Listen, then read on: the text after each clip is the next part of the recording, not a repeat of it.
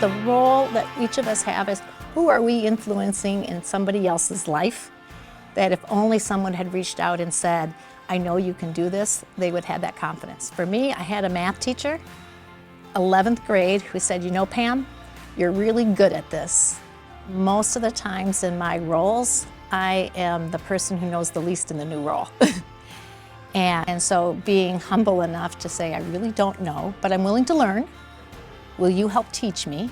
But that willingness to be curious, that willingness to learn and take advantage of all those capable, smart, brilliant, talented people around you, collectively has really been something that I think has really helped the organizations that I've been in succeed.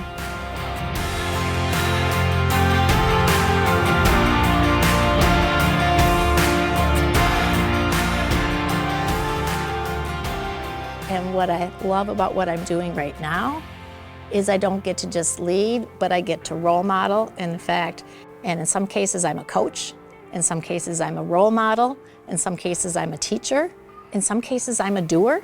And you say, what's the best leadership model? Well, it depends, because I think you have to be able to do all of those things just at different times and with different people. She is genuinely interested in the people she meets and what they have to say, whether it's a fellow board member, whether when she was an exec at UnitedHealth Group, whether it's one of her residents at the Union Gospel Mission. That's who she is.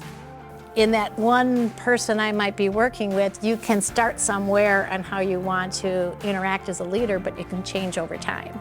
And it can change over the course of a project as well. So if we come back, resiliency, I think, is both a mindset as well as a behavior.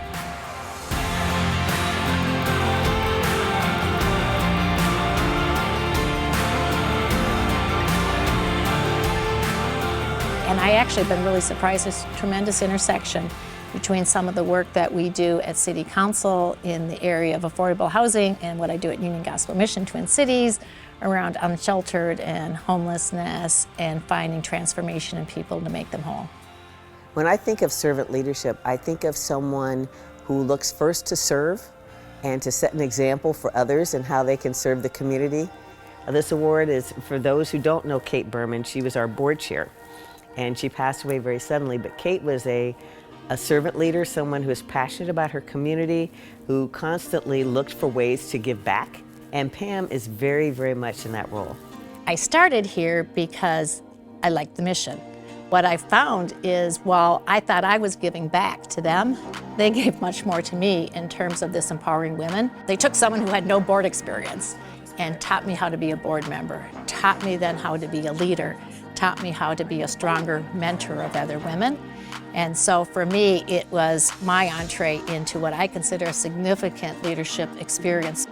For me, in this case, often doing it for people other than myself, doing it for what is the greater good of the organization, what is the greater good of the employees. Again, if you look at things and you do things that are aligned with your mission, aligned with your values, and use that as your cornerstone, then you know making decisions are going to be the right decisions. Even if they're hard, if they're risky, come back, what is your mission, what are your values, and let that guide you.